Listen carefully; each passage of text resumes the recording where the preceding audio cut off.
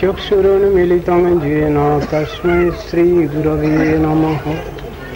मूकं करोति वाचालं पुंगुं लङ्घयते गिरिं यत्कृपातमहं वन्दे श्रीगुरून् दीनतारिणम्। नमो महावदन्याय कृष्णप्रेमप्रदायते कृष्णाय कृष्णचैतन्य नाम्ने गौरद्विषे नमः। वैराग्यविद्या निजभक्तियोग शिक्षार्थमेक पुरुष पुराण श्रीकृष्ण चैतन्य शरीरधारी कृपामृते हे कृष्ण करुणा सिंधो दीनबंधो जगत्पते गोपेश गोपिका कांतो राधा कांतो नमस्ते। नमो ब्रह्मण्य देवाय गो ब्राह्मण हिताय च जगद्धिताय कृष्णाय गोविंदाय नमो नमः। सप्तकंचन गौरांगी राधे वृंदावनेश्वरी वृषभानुसुते देवी प्रणमामि हरिप्रिये। वृंदायै तुलसीदेव्यै प्रियायै केशवस्य च कृष्ण भक्ति प्रदे देवी सत्यवत्यै नमो नमः। नारायणं नमस्कृत्य नरं चैव नरोत्तमं देवीं सरस्वतीं व्यासं ततो जयमुदीरये। तमादिदेवं करुणानिदानं कमालवर्णं सुहितावतारम् अपार संसार समुद्र सेतुं भजामहे भागवतस्वरूपम्। वंशाकल्पतरुभ्यश्च कृपा सिन्धुभ्यैव च पतितानां पावनेभ्यो वैष्णवेभ्यो नमो नमः। हरे कृष्ण कृष्ण कृष्ण हरे हरे हरे राम राम राम हरे हरे। दशम स्कंध 19 अध्याय 19 अध्याय।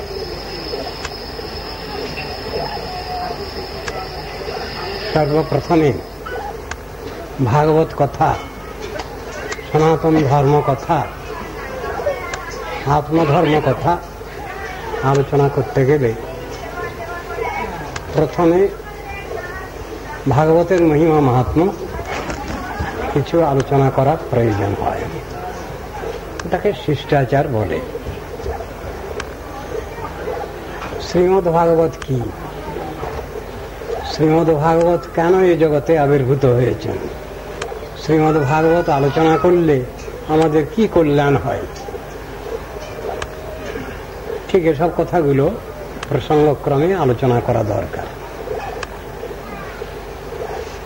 ভাগবত আলোচনা খুব অল্প ক্ষেত্রেই হয়। গীতা আলোচনা কোনো কোনো ক্ষেত্রে দেখা যায়, কিন্তু তার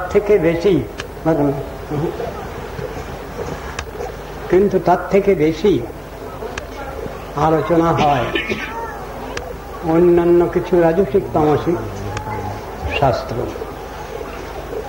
মানুষ যে বিষয়ে অধিক রুচি বিশিষ্ট ঠিক সেই আলোচনাই আজকাল সমাজে দেখতে পাওয়া যায়। গীতা ভাগবত আলোচনা করলে মানুষের কি উপকার হয়, সেটা কি জাতীয় উপকার, এর ফলটাও আমাদের ঠিক জানা নাই। তাই সর্বপ্রথমে জানতে হয় আমরা যে সমাজে বসবাস করি, যে সংসারে চলি, কতটুকু আমরা সাধন ভজনে অগ্রসর, কতটুকু আমরা সেই প্রেমময় ভগবানের প্রতি অনুরক্ত বা তাঁর প্রতি শ্রদ্ধা ভক্তি বিশিষ্ট, সেইটাই নিয়েই আমাদের প্রথম আলোচনা। শাস্ত্র আলোচনা করলে আমরা দেখতে পাই, সাধু গুরু বৈষ্ণবের কাছ থেকে হরিকথা শ্রবণ করলে আমরা জানতে পারি যে এ সংসারে আমাদের একটা বিশেষ করণীয় আছে। সংসারে সবাই আমরা সংসার করি, খাই দাই করি, থাকি, সবকিছু করি, কিন্তু ভগবানের কথা আলোচনা করতে গেলে আমাদের কিছু আলস্য আছে, যে আলস্য প্রতি সংসারেই দেখা যায়। এক সময় আমাদের এই ভারতবর্ষে, এই ভারতভূমিতে, ঋষি অধ্যুষিত এই ভারতবর্ষে এমন অবস্থা ছিল, ঘরে ঘরে সবাই সাধন ভজন তৎপর ছিলেন।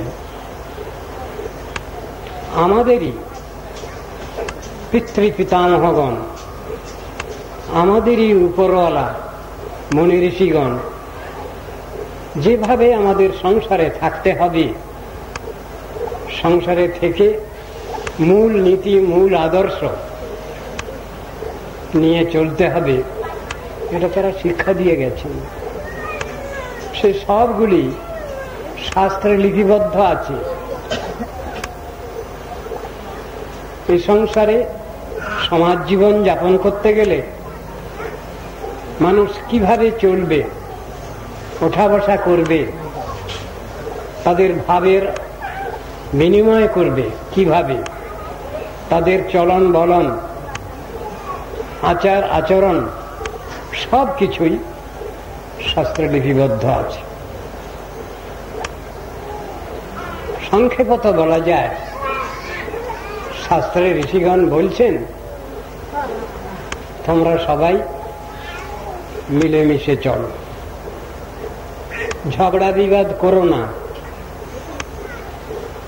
পরস্পরের প্রতি স্নেহ মমতা রাখো, যার যে সম্মান আছে সেই সম্মান দিয়ে চলো, জ্যেষ্ঠ ব্যক্তিগণকে, গুরুজন ব্যক্তিগণকে সম্মান করে চলো, যার প্রতি যে কর্তব্য দায়িত্ব আছে সেই দায়িত্ব পালন করো, মিলেমিশে চলো। এই কথাটা তারা শিক্ষা দিয়েছেন। কিন্তু সেসব কথাগুলো আমরা ধীরে ধীরে ভুলে যাচ্ছি।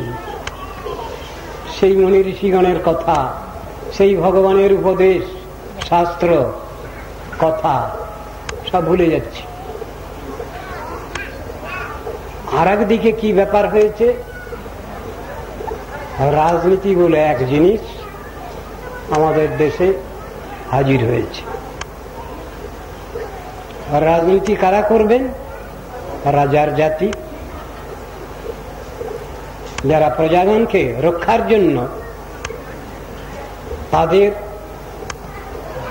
লালন পালন পোষণ করবার জন্য রাজগোষ্ঠী যে নীতি, আইন কানুন, ন্যায় নীতি আদর্শের কথা রক্ষা করেন, সেটা হলো রাজনীতি। কিন্তু বর্তমান ক্ষেত্রে রাজনীতির এই ব্যাখ্যা নাই। তার বদলে আছে কি? Party politics. তার মধ্যে ভালো নামে কিছু আছে, কাজের বেলায় কিছুই নাই। মিলমিশের কোনো কথা নাই। তোমরা মিলেমিশে চলো, ওই কথা নাই। সেখানে শুধু কেবল আছে বিভেদ সৃষ্টি। সেক্ষেত্রে আমাদের কতটুকু কল্যাণ হতে পারে সমাজ জীবনে? এই স্বার্থপরতার রাজনীতি সমস্ত জগৎকে গ্রাস করেছে আজ। আমরা যদি আত্মকল্যাণ চিন্তা করতে পারি তাহলে সবটাই আমাদের ভালো হয়, কেননা সেইটাই মূল নীতি, মূল আদর্শ। ওইটাকে বাদ দিয়েই বর্তমানে সমাজ জীবন চলছে। যেটা করলে আমাদের কল্যাণ হবে, সমাজে বাস্তব সুখ শান্তি আসবে, স্বাস্থ্য আসবে, ঠিক সেই জিনিসটা বর্তমান সমাজে নাই। ওগুলোকে আমরা বাদ দিয়ে চলবারই চেষ্টা করছি। বর্তমান যে বিশ্ববিদ্যালয়ের যে শিক্ষা বিভাগ, সেখানেও দেখছি ধর্মকে বাদ দিয়ে চলবার চেষ্টা হচ্ছে। কোমলমতি শিশু, তাদের বাচ্চা বয়স থেকেই নীতি আদর্শ শিক্ষা দেওয়ার কথা, কিন্তু সেখানেও ধর্মের নামে ওসবগুলোকে বন্ধ করে দেওয়া হয়েছে। এক কথায় ধর্ম মানেই অচ্ছুত, এবং সেটা যেন কেউ না করে। কিন্তু ধর্ম শব্দের ব্যাখ্যা কি? ধর্ম জিনিসটা কি? মানুষ সংসারে স্নেহ মমতা নিয়ে চলবে, তাদের নিজস্ব বুঝ নিয়ে চলবে, ন্যায় নীতি আদর্শ নিয়ে চলবে, এইটাই হলো ধর্মের কথা, ধর্মের শিক্ষা। কোন ধর্মেই এ কথা নাই যে ঈর্ষা হিংসা মাৎসর্য নিয়ে তোমরা চলো, পরস্পরের ভিতরে বিভেদ সৃষ্টি করো, এটা কোন ধর্মনীতিতে নাই। বরং ধর্মনীতিতে কি আছে? কায় মনোবাক্যে প্রাণী মাত্রে উদ্বেগ না দিবে, পর উপকারে নিজ সুখ পাশরিবে। ঠিক এই কথাই বুঝানো আছে। কাকে উদ্বেগ দিতে হবে না, শরীরের দ্বারা নয়, মানসিক নয়, মানসিকভাবে নয়, আর বাক্যের দ্বারাও নয়। এই কথা তো ধর্মের শিক্ষা, সনাতন ধর্মের শিক্ষা, আত্মধর্মের শিক্ষা। সেটাকে আমরা বাদ দিচ্ছি কেন? বর্তমানে এটা চিন্তার বিষয় হয়েছে। বিশ্বে যারা চিন্তাশীল মনীষী আছেন, বিদ্বজ্জন যারা আছেন, তারা এই অবস্থাটা দেখে খুব দুঃখিত, মর্মাহত। বর্তমান পরিস্থিতি দেখে এর শেষটা কোথায়, কোন দিকে মানুষ যাচ্ছে? সবকিছু ভালো ছেড়ে ছেড়ে দিয়ে এখন শুধু অস্বীকার করার পালা। আস্তিক আর নাস্তিক বলে দুটো শব্দ আমরা দেখতে পাচ্ছি সংসারে। যারা ভগবান, ভগবত ভক্তি, ভক্ত, এদের অস্তিত্ব যারা স্বীকার করেন না, তারা হলেন নাস্তিক। আর আস্তিক কারা? যারা এগুলোকে মেনে নেন। তো বর্তমান জগতে, এই নাস্তিক জগতে এখন আস্তিক থেকে নাস্তিকদেরই সম্মান বেশি। অবশ্য এটা একটা শ্রেণী লোকের চিন্তা, একটা কোনজ দৃষ্টিভঙ্গি।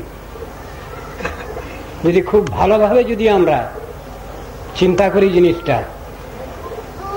তাহলে আস্তিক হওয়াটাই মনুষ্যত্ব, মানবত্ব, এই কথা বলা হয়েছে। নাস্তিকের কোথাও সম্মান নাই। নাস্তিক ব্যক্তি যতই বাহাদুরি করুন না কেন, তার সম্মান থাকে না, থাকতে পারে না। এটা তাৎকালিক বিরোধ, এটা তাৎকালিক গন্ডগোল সৃষ্টি নাস্তিকগণের বুদ্ধিতে আসে।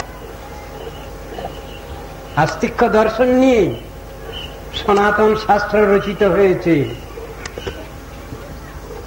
আমরা যদি সনাতন ধর্মাবলম্বী হই, তাহলে আমাদের বেদ, বেদান্ত, উপনিষদ, গীতা, ভাগবত, রামায়ণ, মহাভারত এসব মেনে নিতে হবে।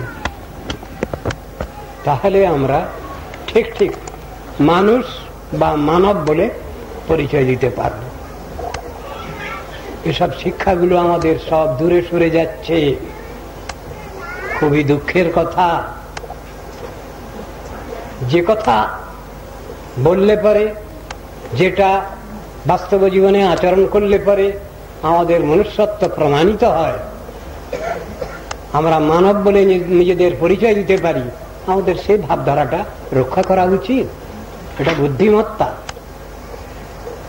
গীতা ভাগবত সেই কথাই বলেছেন, তুলনামূলক আলোচনা করেছেন। একটা সাইড নিয়ে তারা আলোচনা করেননি, দুটো নিয়েই, পজিটিভ নেগেটিভ দুটো নিয়েই আলোচনা করেছেন। এবং সেই আলোচনায় যেটা মূল বিষয়বস্তু, উপসংহার, কনক্লুশন, সেইটা আমাদের সকলকে জানিয়েছেন। এটা আমাদের খুব ধীর স্থির মস্তিষ্কে এই জিনিসটা বুঝতে হবে, রেহাই নাই কারণ। আমরা যদি নাস্তিক বনে যাই আজ, জগৎ অত্যন্ত কষ্ট পাবে ভবিষ্যতে। আমরা যদি আমাদের সন্তান সন্ততিবর্গকে যদি নীতি আদর্শ শিক্ষা না দিতে পারি, জগৎ উচ্ছন্নে যাবে, যাচ্ছে, গোল্লায় যাবে। একথা বোঝানো হয়েছে শাস্ত্রে। এসবগুলো আমাদের চিন্তা করা দরকার, চিন্তার সময় এসেছে। শাস্ত্রের মধ্যেই যুক্তিগুলো দিয়ে বোঝানো আছে। আমরা যদি সমাজের অধিপতি হয়ে যদি নীতি আদর্শ বিরোধী কথা যদি বলতে থাকি, তাহলে সমাজের কোনো কল্যাণ হবে না, মানবের কোনো কল্যাণ হবে না। এর ফলভোগ করতেই হবে আমাদের। তাই শাস্ত্র সাবধান করে দিয়েছেন। আমরা বুঝে উঠতে পারছি না। ভারতবর্ষ হচ্ছে ঋষি অধ্যুষিত ভূমি, ভগবানের বিশেষ আশীর্বাদ এই ভারত ভূমির পরে। তাই যত অবতার এসেছেন সব এই ঋষি অধ্যুষিত ভূমিতেই এসেছেন, অন্যত্র নয়। চিন্তা করতে হবে। পদকর্তা এক জায়গায় বলছেন, ভারত ভূমিতে মানুষ জনম আর কি এমন হবে। কেন? কথাটা কেন? এই ভারতবর্ষে জন্মগ্রহণ করা বিশেষ সৌভাগ্যের কথা। তারপরে আবার বলছেন বঙ্গভূমি, যে বঙ্গভূমিতে স্বয়ং চৈতন্য মহাপ্রভু এসে আপামর জনগণকে আত্মধর্মে উদ্বুদ্ধ করেছেন। ব্রাহ্মণে চণ্ডালে করে কোলাকুলি, কবে বা ছিল এ রঙ্গ। কথাটা বলছেন মানুষের মধ্যে পরস্পরের ভিতরে যে বিভেদ, সেটাকে অস্বীকার করেছেন স্বয়ং ভগবান শ্রীকৃষ্ণ চৈতন্য মহাপ্রভু। সকলের মধ্যেই বুঝটা তিনি দিতে চেয়েছেন। এখানে সব নিয়ে কোনো ঠেলাঠেলির বাজার নাই। ব্রাহ্মণ, ক্ষত্রিয়, বৈশ্য, শূদ্র এই চার জাতিতে বিভক্ত করা হয়েছে। অনেকের সমালোচনা করছেন, কিন্তু কিভাবে বিভক্ত হয়েছে সেটাকেও বিচার করে দেখলেন না। গুণ কর্মানুসারে, তার স্বভাবানুসারে এই বিভাগটা হয়েছে। এবং এর যদি কেউ ব্যাখ্যা চান, শাস্ত্রে তার ব্যাখ্যা দেওয়া আছে। এটাকে বলা হয়েছে ডিভিশন অফ লেবার।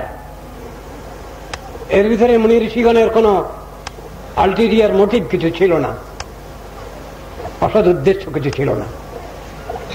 সমাজ জীবন যাতে ঠিক মতো চলে সেই জন্যই ব্যবস্থাটা।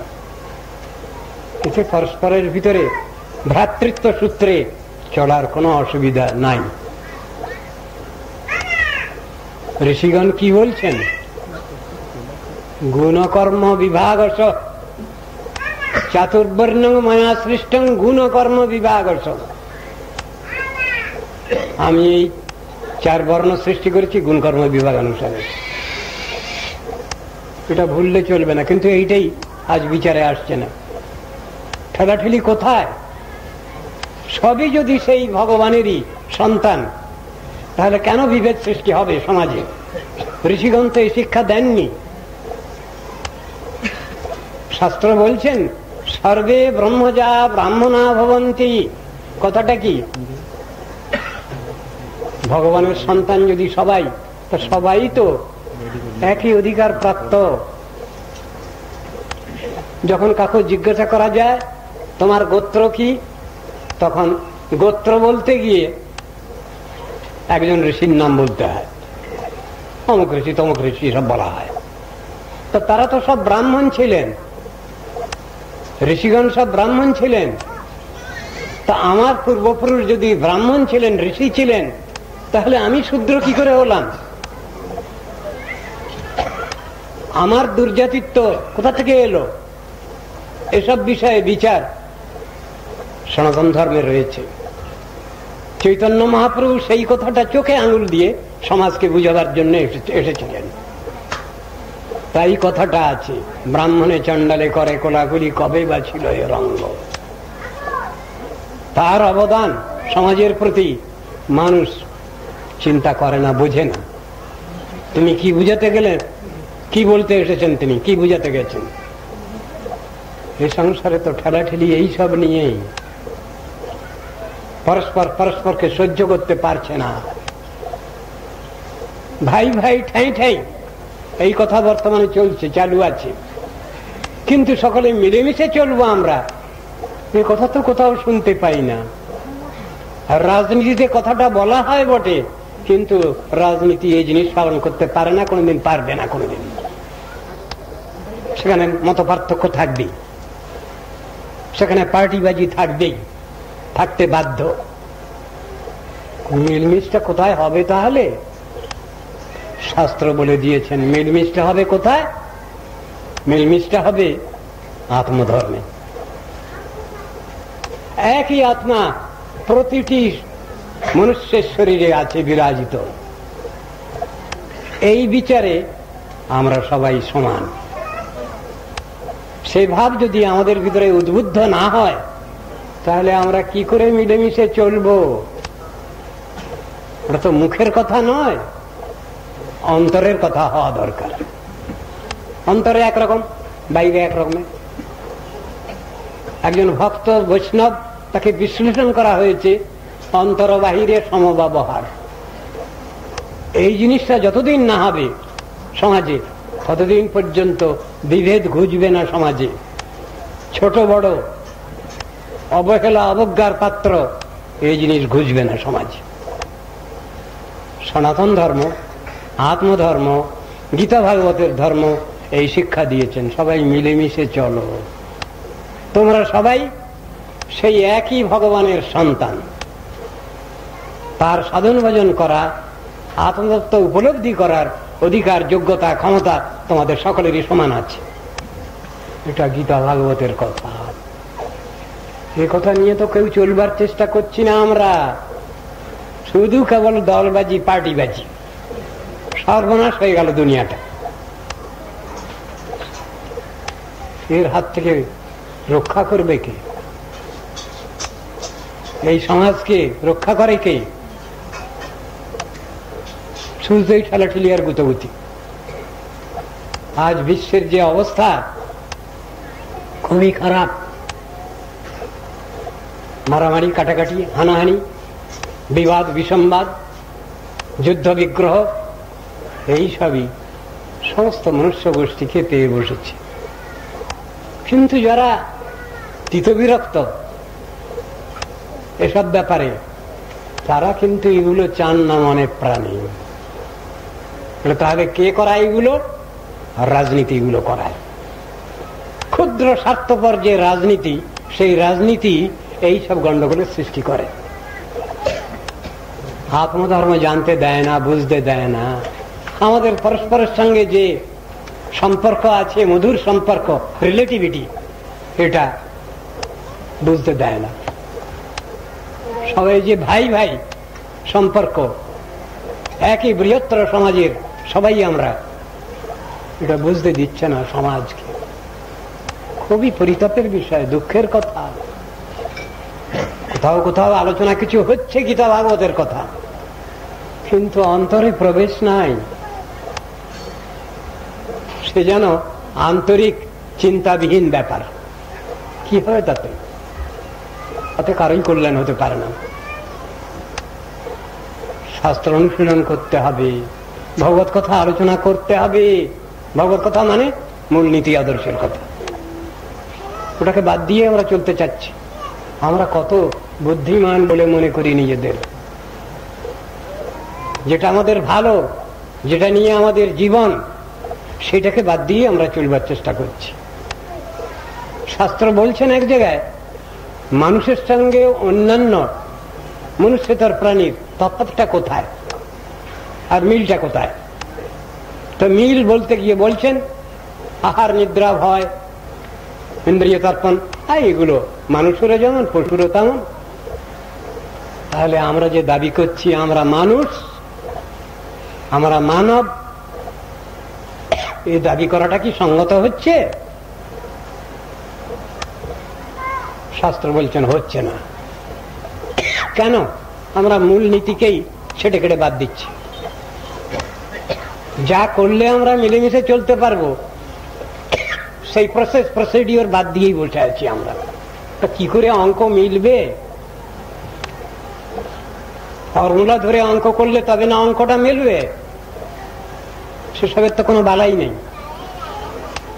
কি করে আমরা সমাজ জীবনে মিলেমিশে চলবো, পরস্পরের দুঃখ কষ্ট অনুভব করব, যোগ্য ব্যক্তির সম্মান দেব, স্নেহার্থী ব্যক্তিকে স্নেহ মমতায় আবদ্ধ করব, এসব কোথায় শিক্ষা আছে? কোথায় ছিল এককালে? সব ভুলতে বসেছি এখন। বলে কিসে ভুলতে বসেছি? সস্তার রাজনীতিতে। এগুলো একমাত্র উত্তর।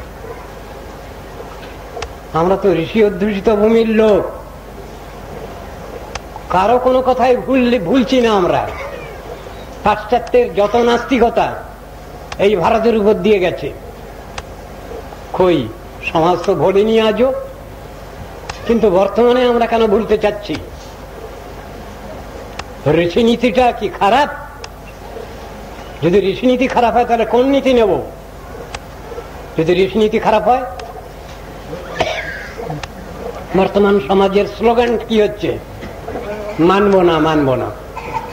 কি মানবো না? আমি আমার মা বাপকে মানবো না, আমি আমার গুরুজনকে মানবো না, উপরওয়ালা মুনি ঋষিকে মানবো না, ভগবান টগবান কিচ্ছু নয়, ধম্ম কম্ম কিচ্ছু নয়। তাহলে কি লোটো ফোটো খাও দাও? এটাই আমাদের সারাৎসার হবে? আজ তো সমাজ চলছে এই পথে। মূলনীতি, মূল আদরকে বাদ দিয়েই চলবার চেষ্টা হচ্ছে। এক কথায় খুব দুঃখের কথা। গীতা ভাগবত পাড়ায় পাড়ায় আলোচনা হোক,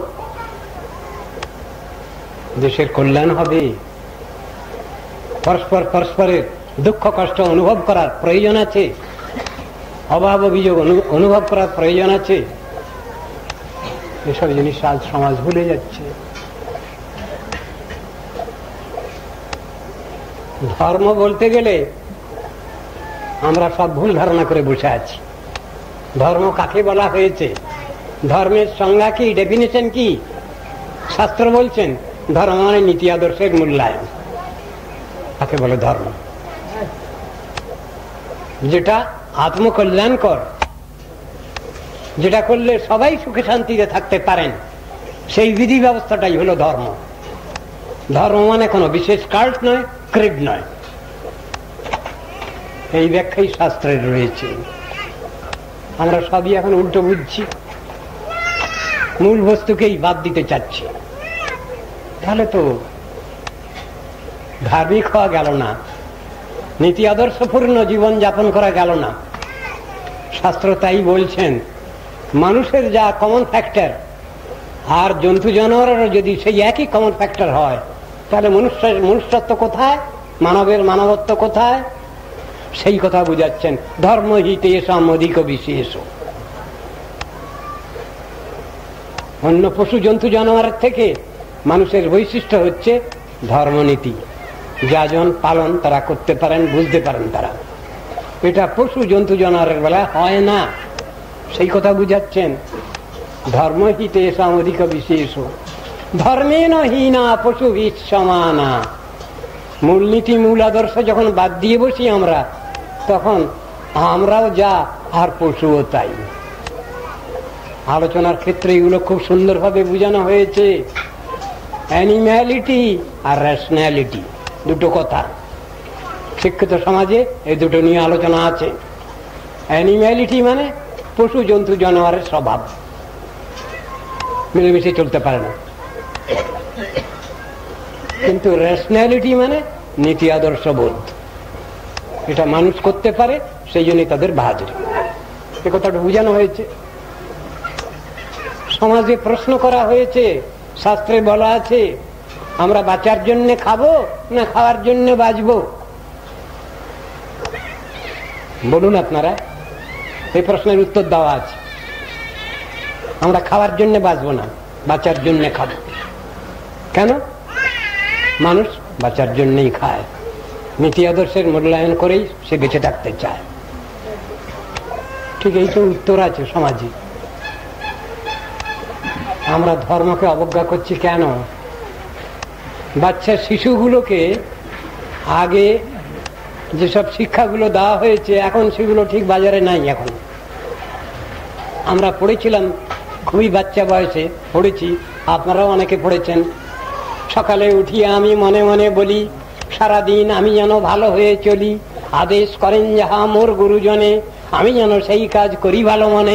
এসব কথা কোথায় শেখানো হচ্ছে আজ বলুন? কোন বইতে শেখানো হচ্ছে? বাচ্চা শিশুদের এসবগুলো উঠে গেছে আজ। এগুলো খারাপ জিনিস ভেবে এগুলোকে উঠিয়ে দেওয়া হয়েছে। মানুষ কি নিয়ে বাঁচবে? তা তো কিছু পজিটিভ সামথিং নিয়ে বাঁচবে তারা। সবসময় শুধু কাউ না না না, নেগেটিভ। আশ্চর্য ব্যাপার। তা সমাজ কিভাবে পরিচালিত হবে? যারা পরিচালনার দায়িত্ব নিচ্ছেন তারা নিজেরাই বোঝেন না কিভাবে ভালোটা আসবে সমাজে। তারা অপর কি বলবেন, কি বুঝাবেন? আশ্চর্য ব্যাপার। আমার গুরু মহারাজ তিনি এক জায়গায় একটা বড় ধর্মসভায়, শিক্ষিত ধর্মসভায়, সেখানে বক্তৃতা ভাষণ দিচ্ছিলেন। খুব দুঃখ করে বললেন যে আজ তো জিটি কলেজ বিটি কলেজ তো অনেক, হাজার হাজার, কিন্তু father training mother training school college তো কই হয়নি। এর অভাব আছে সমাজে। Father training mother training school college দরকার আজ। তারা যদি ট্রেনিংটা পান তবে তাদের সন্তান সন্ততিবর্গকে তারা ঠিক মানুষ করতে পারবেন। কথাটা অত্যন্ত বাস্তব, এমনই বাস্তব, রূঢ় বাস্তব বললেও অত্যুক্তি হবে না। এই অবস্থা তো সমাজের। ভালোটা বুঝছি কোথায় আমরা? খারাপটাই বুঝতে চাচ্ছি, ভালোটা কিছুই বুঝতে চাচ্ছি না। শ্রীমদ্ ভাগবত আলোচনা করতে যাচ্ছি। একটা অধ্যায় খুলেছি, আমি আরম্ভ করছি। অধ্যায়টায় সংক্ষিপ্ত ব্যাপার হলো, আমরা এই সংসারে সমাজবদ্ধ হয়ে বাস করি। ভালো মন্দটা না বুঝলেও কিছু কর্তব্য দায়িত্ব পালন করছি সংসারে। সংসারে যেটা আমরা সুখ শান্তি বলে মনে করছি এটা বাস্তব সুখ শান্তি নয়। বলে তাহলে কি? শাস্ত্র বুঝাচ্ছেন সব সময় কনস্ট্যান্টলি অনবরত দুঃখটাই চলছে আমাদের। বাস্তব সুখ শান্তি নাই সংসারে। অনবরত যে দুঃখটা চলছে, সেই দুঃখ কষ্টটা যখন ক্ষণিকের জন্য বন্ধ থাকছে, সেই অবস্থাটাকে আমরা বলি সুখ শান্তি। বাস্তব সুখ শান্তি সংসারে নাই, হতে পারে না। বলে কি উদাহরণ দিয়ে বুঝিয়ে দেন? জেলখানা। আমরা তো সব জেলখানায় বাস করছি, নিজেদের বাড়ি ঘর করছি অনেক, কিন্তু সেই বাড়ি ঘরগুলো সব পরের ঘর, নিজের নয়। ঠিক জেলখানার মধ্যেই ঘর তৈরি করা আর কি, ওই রকম।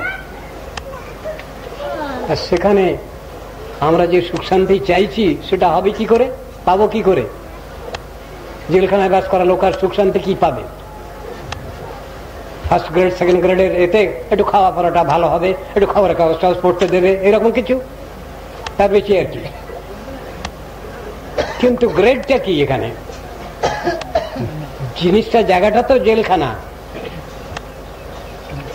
বোধটাই নেই। এবং প্রত্যেকেরই ধারণা আমাদের যে আমরা এখানে মৌর্ষি পাট্টা নিয়ে এখানে চিরস্থায়ী বন্দোবস্ত পাবো, কিন্তু সেই জিনিসটা তো হবে না, হয় না তো, যেটা সম্পূর্ণই অসম্ভব। আমাদের বুঝতে ভুল হচ্ছে ওইখানে। সব থেকে আশ্চর্যের বিষয় কি, একজনে প্রশ্ন করলেন যুধিষ্ঠির মহারাজের কাছে, তিনি ধর্মরাজ, তিনি প্রশ্নের উত্তর দিয়েছেন। তিনি বলেন সব থেকে আশ্চর্যের বিষয়ে কি বলবো আমি, আমার চোখের সামনে প্রতিনিয়ত মানুষ কাতারে কাতারে মারা যায়, এ দেখেও আমার বিচার বুদ্ধি হয় না। আমি মনে করি যে আমি সার্ভাইভার, আমি ঠিক অজর অমর, আমি মরব না। এটা থেকে আশ্চর্যের বিষয় কি হতে পারে আর সংসারে? প্রতিনিয়ত যেটা আমার চোখের সামনে ঘটছে সেটাকে আমি বিশ্বাস করতে পারছি না, তাতে আমার জ্ঞান ফিরছে না। সময় তো কম, কতক্ষণ আপনারা এখানে বসবেন? সত্যযুগের লোকের সময় ছিল হাজার হাজার বৎসর। তারা তপস্যা করতেন, তপস্যা করে ভগবানকে লাভ করতেন। ত্রেতা যুগ এলো, পরমায়ু একটু কমলো, বিধি ব্যবস্থা কি হলো একটু সংক্ষিপ্ত, যাগ যজ্ঞ করে ভগবানকে লাভ করো। ত্রেতা যুগ গেল, দ্বাপর যুগ এলো, আবার পরমায়ু কমলো। তখন ব্যবস্থা দেওয়া হলো ঠাকুরের পূজা অর্চনা ইত্যাদি করে তোমরা ভগবানকে লাভ করো। আমরা এখন পড়েছি কলি যুগে। আগেকার যুগগুলোর যা নাম দিয়েছেন, প্রথমে গোল্ডেন এজ, তারপরে সিলভার এজ, তারপরে কপার এজ, এখন বর্তমানে আয়রন এজে পড়েছি আমরা। কলিকাল মানে আয়রন এজ। মানুষগুলো ওই লোহার মতোই শক্ত, তাদের হৃদয় অন্তর সব লোহার মতো শক্ত, গলে না। আশ্চর্য ব্যাপার। তো সেখানে পরমায়ু আমাদের কত আয়ু বর্ষ শতম, 100 বছর পরমায়ু, 100 বর্ষ। কিন্তু এই 100 বর্ষ আমরা বাঁচতে পারছি না বর্তমান পরিস্থিতিতে। 30-40-এর ভিতরেই শেষ, 50-60-70 কদাচিৎ, আর 80-90-এর কথা তো বাদই। কিন্তু আজ এমন দেশও আছে যে দেশে 125 বছর লোক বাঁচে, 110, 115, 120 এরকম বাঁচে। আপনারা সব জানেন। আমি হয়তো বিশেষ ক্ষেত্রেতে আপনাদের বলবার জন্য কথাটা তুলছি, কিন্তু আপনাদের জানা আছে। ঠিক আমাদের এই ভারতভূমিতে নয়, যেখানে পরমায়ু বেশি বাড়ার দরকার ছিল সেখানে আমাদের পরমায়ু কমে গেছে। স্ট্যাটিস্টিক্স বলছে আমাদের পরমায়ু বর্তমানে কত, 40-42 বছর ভারতবাসীর পরমায়ু হয়ে দাঁড়িয়েছে। কিন্তু রাশিয়ার একটা জায়গা, সেই জায়গার নাম আপনারা সবাই শুনেছেন, উজবেকিস্তান। সেখানে লোক 3-4 পুরুষ একই সঙ্গে ক্ষেত খামারে কাজ করছে, তারা 125 বছরও বাঁচছেন। কি খাচ্ছেন তারা? তাদের খাওয়া দাওয়ার ব্যাপারটা কি? প্রথমে এ নিয়ে রিসার্চ হচ্ছে আজ। তারা সব নিরামিষ ভোজী, ভালো চাল খান, আর আলু সিদ্ধ খান, পটেটো চিপস খান, ঘি মাখন খান। তারা মাছ মাংস খান না অধিকাংশ ব্যক্তি। এ নিয়ে তো রিসার্চ চলছে আজ। এসবগুলো ভুলে গেলে হবে না। বিশ্ব স্বাস্থ্য সংস্থা, ওয়ার্ল্ড হেলথ অর্গানাইজেশন, আজ যেসব রিপোর্টগুলো দিচ্ছেন আমরা সেগুলো আলোচনা করছি। খুব ভালো ভালো খবর দিচ্ছেন তো তারা। এগুলো তো নিয়ে রিসার্চ হচ্ছে আজ। এসবগুলো আমাদের আলোচনার বিষয় হচ্ছে না কেন আজ? শুধু ঠেলাঠেলি, শুধু পরের অনুকরণ, অন্য জাতের অনুকরণ করেই চলছি আমরা। আর আমাদের নিজেদের যে সম্পদ আছে, ঋষিগণ যে সম্পদের অধিকারী আমাদের করে গেলেন, ও সব কথা চিন্তা ভাবনার বিষয় নয়। সব জিনিসটাই বুঝতে হবে। শাস্ত্রে বহু কথাই তো বলা আছে, সেগুলো প্রমাণিত সত্য। যারা এখন রিসার্চ করছেন তারা বলছেন যে হ্যাঁ, আমরা আর কতটুকু রিসার্চ করছি, আমাদের উপরওয়ালারা যা রিসার্চ করে গেছেন তার তুলনা নেই, তাদের কাছে আমরা ঋণী আছি। রিসার্চ স্কলার যারা, তারাই এই কথা বলছেন। আশ্চর্য ব্যাপার। সব জিনিসটাই বুঝতে হবে আমাদের। আমরা হরিনাম কেন করব, নীতি আদর্শ কেন পালন করব, ঠাকুর ঠুকুর দেবতা কেন পালন করতে, কেন তাদের মানব, এসব প্রশ্ন তো আছে। তো এসব প্রশ্নের উত্তর তো দেওয়া আছে শাস্ত্রে। এগুলো আমরা ভুলে যাচ্ছি কেন? শাস্ত্র আলোচনা করতে হবে আমাদের ভালো মন্দটা জানবার জন্য, শিখবার জন্য। খারাপটাকে ছাড়বো, ভালোটাকে গ্রহণ করব, এই হলো সন্নীতি। তত দুঃসঙ্গমসৃজ্য সৎসু সজ্জিত বুদ্ধিমান। বুদ্ধিমান মনুষ্য কি করবে? বুদ্ধিমান জাতি খারাপটাকে ছাড়বে, ভালোটাকে গ্রহণ করে সে চলবে। এই কথাই তো শেখানো হয়েছে। সংসারে সমাজবদ্ধ হয়ে বাস করি আমরা, ভাবছি আমরা খুব সুখ শান্তি পাবো, সেই আশায় যত কিছু প্রচেষ্টা, কিন্তু প্রচেষ্টাটা উল্টো লাইনে হচ্ছে। এই সংসারটাকে বলছেন দুঃখ কষ্টের আগার, সেই কথা বলা হচ্ছে। কাজ প্রত্যেককেই করতে হবে, কাজ না করলে কেউ খেতে পাবেন না এই সংসারে, একেবারে আইন করা। খাটো খাও, এই যে কথাটা শুনতে খুব কড়া লাগে, কিন্তু এটা আইনের ব্যাপার। এই জিনিসটা আইনের ব্যাপার। ডু অর ডাই কথাটা ব্যাখ্যা রয়েছে। যদি তুমি পরিশ্রম করতে পারো তাহলে তুমি খেতে পাবে, শাস্ত্রে আছে কথাটা। মানুষ যদি আলস্যপরায়ণ জীবন যাপন করে, খাটাখাটি না করবে, পরিশ্রম যদি না করে, তাহলে তার অন্ন জুটবে না, কোথাও না, কোনো দেশে না। এই কথা তো শাস্ত্রেই বুঝানো আছে।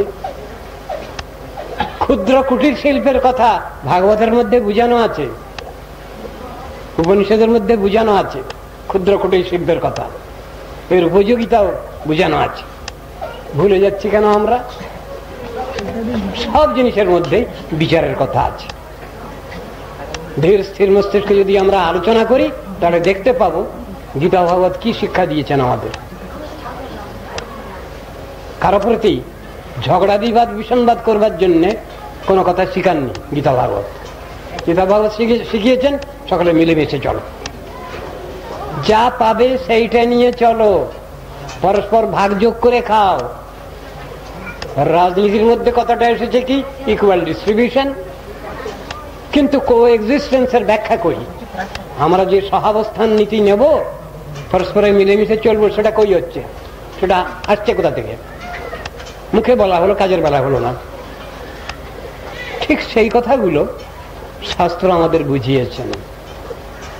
আমরা সংসারে যে আছি, চিরদিন এখানে থাকবো না, পরমায়ু আমাদের খুব কম। সুতরাং কম সময়ের মধ্যে নীতি আদর্শ নিয়ে, সকলের প্রতি স্নেহ প্রতি ভালোবাসা নিয়ে আমরা বুঝে সুঝে চলবো। এই তো শাস্ত্রের শিক্ষা।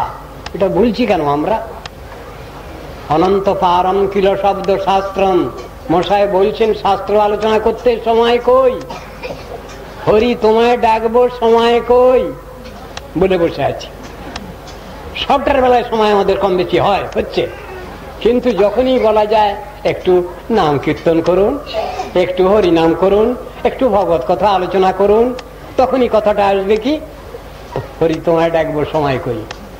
সময়ের অভাব সব ওই বেলায় এসে যায়, আর সব বেলায় আমরা সময় পেয়ে যাই। সময় আমাকে কে দেবে এ সংসারে? দেয় কেউ? আইন আছে এমন? সময় আমাকে করে নিতে হবে। আমার রুটিন লাইফ দরকার, তবে আমি সময় বের করতে পারবো। আর আমার বেহিসেবী সময়, বেহিসেবী লোক, তার সময় বের করবো কি করে আমি? ফার্স্ট অ্যান্ড ফরমোস্ট ডিউটি, সব থেকে যেটা আবশ্যক কর্তব্য, সেটাকে বাদ দিচ্ছি আমরা। নীতি আদর্শের মূল্যায়ন আমাদের কি করে ভালো হবে? ঋষি নীতির ভিতরে বলা হচ্ছে কিসে ভালো হয় কবু না বুঝিনু, তাই হেন মম গতি। তো ভালোটা তো বুঝি না, খারাপটা কি হচ্ছে তাও বুঝি না, আর ভালোটা যে কিসে হবে তাও বুঝছি না। মুশকিল হয়ে গেছে সেখানে। সংসারী জীব আমরা, আমাদের বিশেষণ আছে, আমরা সামাজিক জীব। কিন্তু সামাজিক প্রমাণ কোথায়? সব অসামাজিক আমরা। ব্যাখ্যার ক্ষেত্রে যে আসবে আমরা সব অসামাজিক, আমরা কেউ সোশ্যাল জীব নয়, সব আনসোশ্যাল। কেন? কোনো কিছু মানি না তো। রাস্তায় স্লোগান দেওয়া হচ্ছে আমাদের দাবি মানতে হবে। কে কার দাবি মানবে? আমাদের দাবি মানতে হবে এটা বলবার আগেই কারো দাবি আমি মেনেছি কিনা আগে চিন্তা করতে হবে বুকে হাত দিয়ে। যদি আমি কারো দাবি পালন করি তাহলে আমি কিছু দাবি করতে পারি, কিন্তু সেই দাবি করবার ক্ষমতা তো নাই আমার, কেন আমি তো কাকেও মানি না। আমি মা বাপকে মানি না, উপরওয়ালা গুরুজনকে মানি না, মুনি ঋষিকে মানি না, কিছুই তো মানি না, তো আমার ভালোটা কিসে হবে?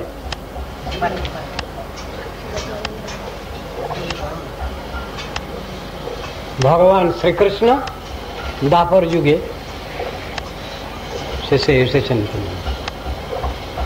এখন থেকে কম করেও 5095 বছর আগে নীতি আদর্শের কথা বলে গেছেন।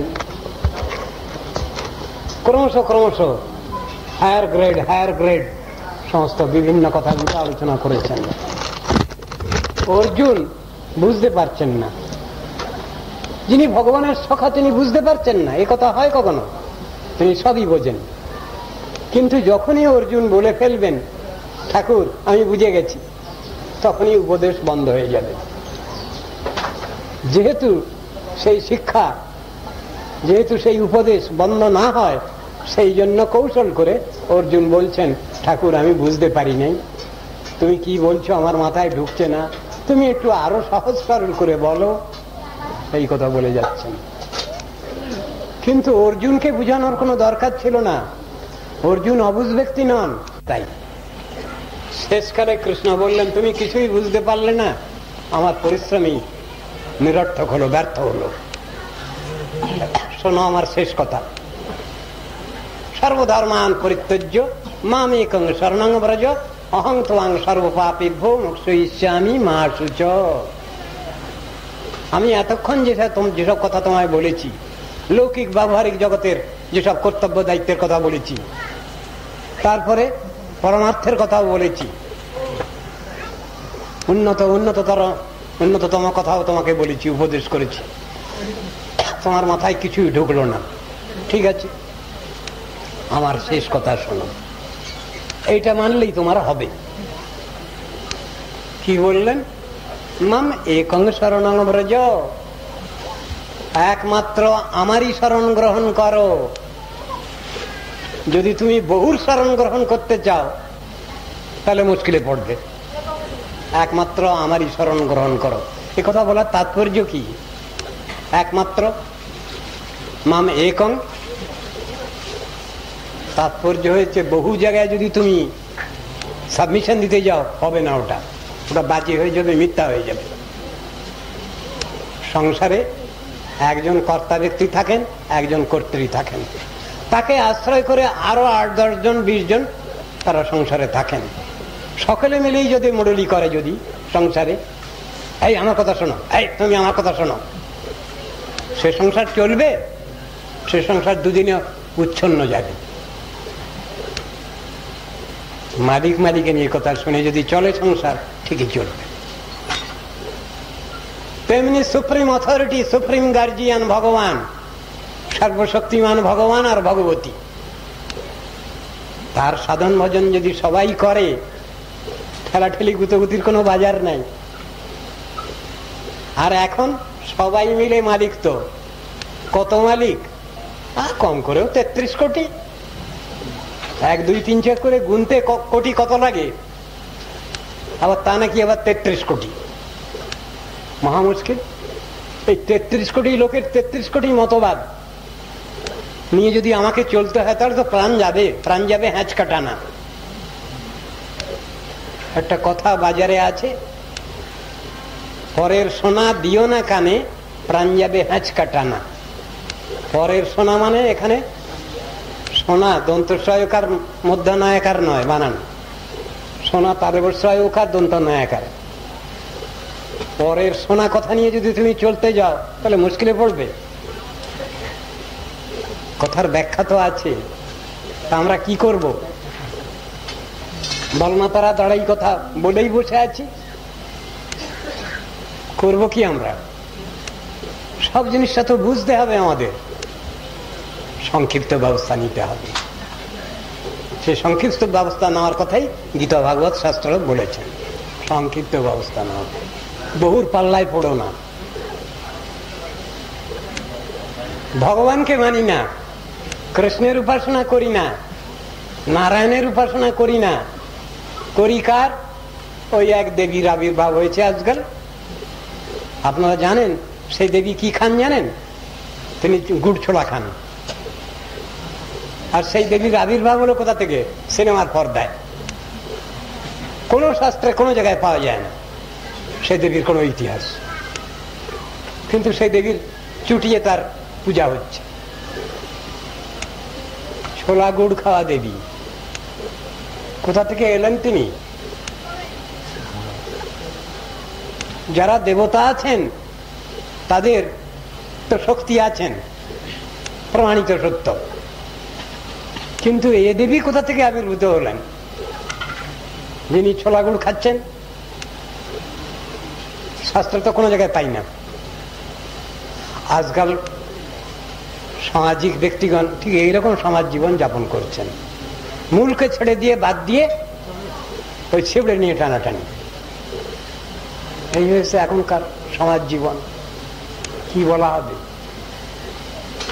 তারা আমাদের বুঝিয়ে দেন তো,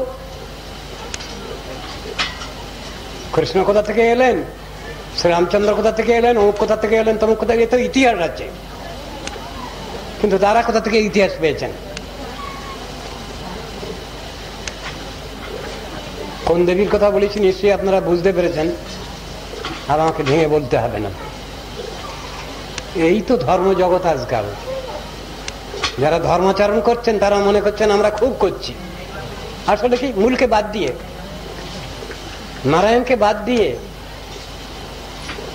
শ্রীরামচন্দ্রকে বাদ দিয়ে, সমস্ত শাস্ত্রীয় যেসব অবতার তাদের কথা বাদ দিয়ে, কৃষ্ণকে বাদ দিয়ে, চৈতন্য মহাপ্রভুকে বাদ দিয়ে সবকিছু মূল কাটায়, গাছের গোড়াই কাটায়। তার সে গাছ আর কি করে বাঁচবে যে গাছের গোড়াই কাটা হয়ে গেছে?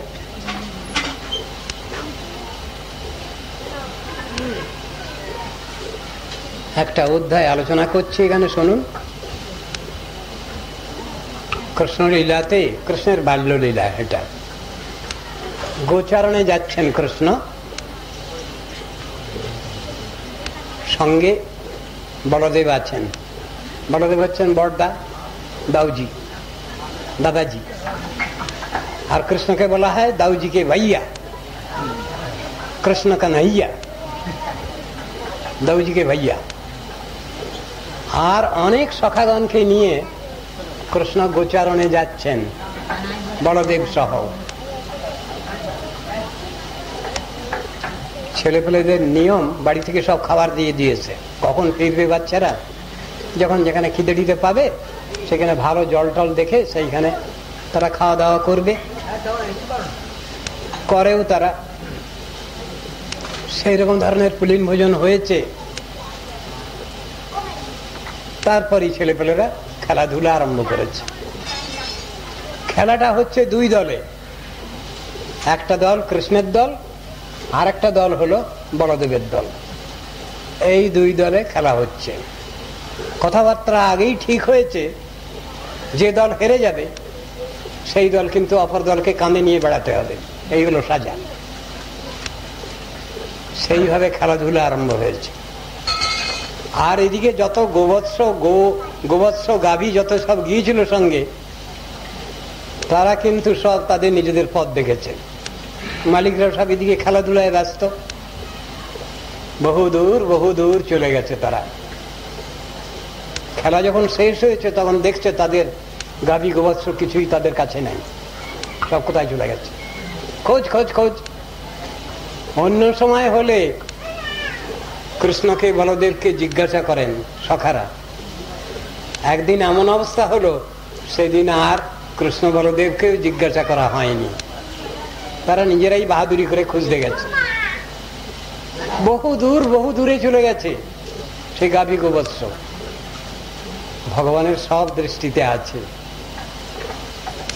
যদি তারা জিজ্ঞাসা করত সখারা, কৃষ্ণ কোথায় গাভী গোবৎস গেছে তুমি খুঁজে এনে দাও, তা না হচ্ছে তিনি খুঁজে এনে দিতেন। কিন্তু একদিন এমনই অবস্থা হলো, দুরবস্থা, সেদিন আর এদের জিজ্ঞাসা করার মতো বুদ্ধি হলো না। বহু দূর চলে গেছে। গিয়ে গাভী গোবৎস গুলো সব বিপদে পড়েছে। চারিদিকে আগুন তাদের ঘিরে ধরেছে। এ একটা অসুর, সেই ওইরকম ধরনের কাণ্ডটা করেছে। চিৎকার করতে লেগেছে তারা, হে কৃষ্ণ, হে বলদেব, রক্ষা করো, বাঁচাও। কৃষ্ণ বলছেন, ও আজকে খুব বাহাদুরি হয়েছে তোমাদের, না খুব বেশি সমঝদার হয়েছ, ছড়া দিচ্ছেন না। গোহ বালকগণের, সখাগণের কোন বাক্যে ছড়া দিচ্ছেন না, কিন্তু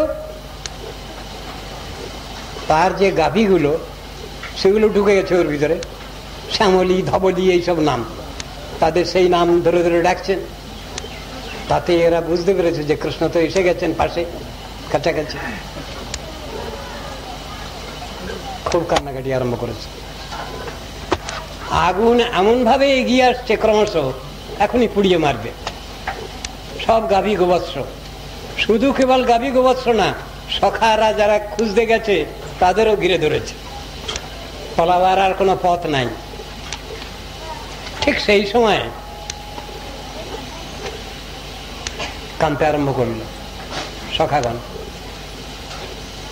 তোমরা তো আমাদের রক্ষাকর্তা, আমাদের উপরওয়ালা, আমাদের বাঁচাবে না? এখনই তো আমাদের আগুনে সব পুড়িয়ে মারবে। ওই কাঁদছে আর বলছে সখাগণ। কৃষ্ণ কোনো কথা বলছেন না। তারপরে বলছেন, দেখো আমরা তো তোমার সখা, সখা যদি কখনো বিপদে পড়ে তাহলে বন্ধু তো বন্ধুকে রক্ষা করে বিপদেও, তো তোমরা তো খুব এগিয়ে আসছো না। আবার বলছে, তোমরা আমাদের দায়িত্ব তো পরিত্যাগ করতে পারো না। আমরা কি কিছু ভুল করেছি? ভুল তো করেছো নিশ্চয়ই, বলে আসুনি কেন? শেষকালে আকুল ক্রন্দন, আর কোনো উপায় নেই। তখন বলছে, যদি ভুল করেছি ক্ষমা করো, আমাদের বাঁচাও।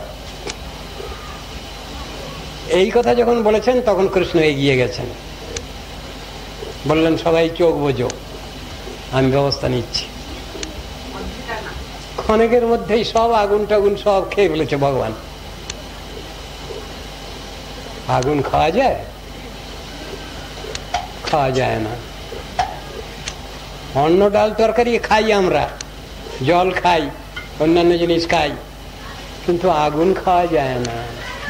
খিতি অতেজ মরুদ্বম, এই পাঁচটা জিনিসের মধ্যে চারটাকেই গ্রহণ করে মানুষ, কিন্তু একটা পারে না, আগুন খেতে পারে না মানুষ। ভগবান কৃষ্ণ ওখানে আগুন খাইয়ে দেখালেন যে তোমরা যেটা না পারো ওটা পারি আমি, অনায়াসে পারি। কে কৃষ্ণ? স্বয়ং ভগবান। কর্তুম অকর্তুম অন্যথা কর্তুম ইতি ঈশ্বর। সাধারণ মানুষ যা পারে ভগবান অনায়াসে পারেন, সাধারণ মানুষ যা পারে না ভগবান অনায়াসে পারেন। সব জিনিসটাকে ফুটিয়ে দিয়ে তিনি তার নিজস্ব এই তত্ত্ব স্থাপন করতে পারেন, এ ক্ষমতা ভগবানের আছে। তাই তিনি সর্বেশ্বরেশ্বর, সর্বারাধ্য তত্ত্ব, সেই ভগবান। সংক্ষিপ্ত ভাবে এটা বললাম। এখন শুনুন, কি সময়? 1 ঘন্টা হয়ে যায়। কালকে করবেন, এটা শেষ করবেন। সুখদেব গোস্বামী, কৃষ্ণদ্বৈপায়ন বেদব্যাসের ওই এক পুত্র, তিনি ভাগবত উপদেশ করছেন। আর শুনছেন কে?